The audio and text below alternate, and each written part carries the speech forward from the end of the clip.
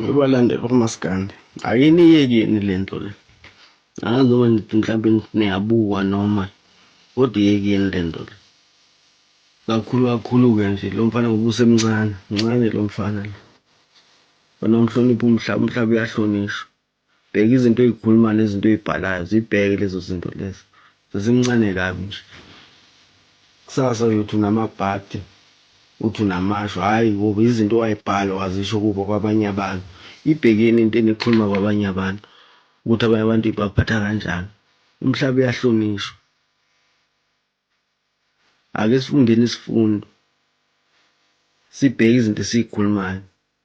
Noma umncane nje, umncane kabi lento oyikhulumayo, lento oyibhala la umncane nje.